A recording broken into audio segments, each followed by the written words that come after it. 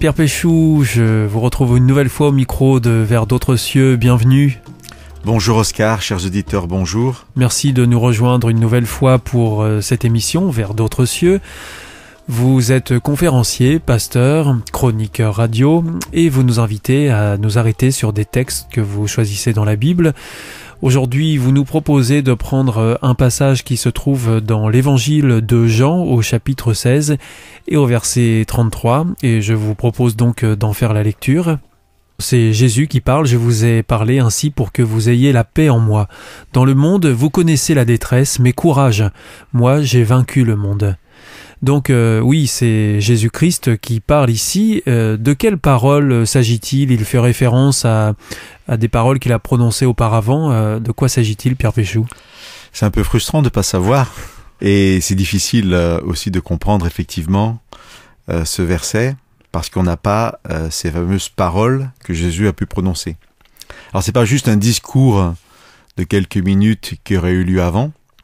Cette fin du chapitre 16, puisque c'est le dernier verset du chapitre 16 de l'évangile de Jean, c'est aussi la fin de plus de 3 ans que Jésus a passé avec les disciples dans l'enseignement et dans la révélation de la parole de Dieu et du caractère du vrai Dieu.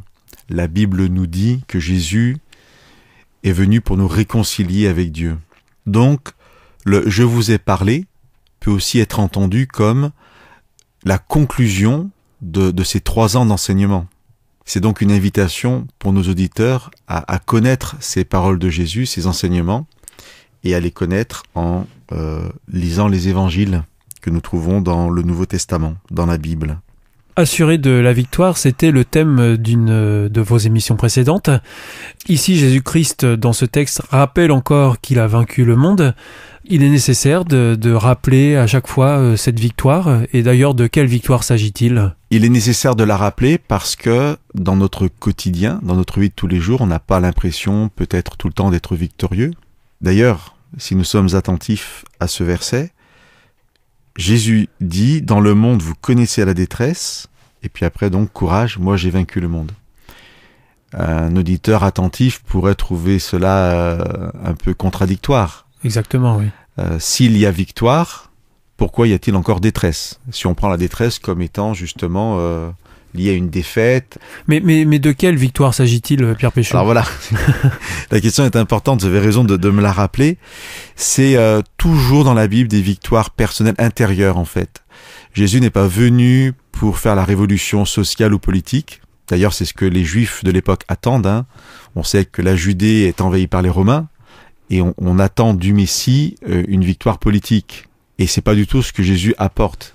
C'est donc une victoire des cœurs, une transformation des vies, une réconciliation avec Dieu, comme j'en ai parlé, qui est une victoire sur la mauvaise image qu'on a de Dieu et sur toute la perversion de ce monde qui nous fait voir Dieu comme étant un être dur, colérique, alors que c'est un Dieu d'amour qui prend soin de nous.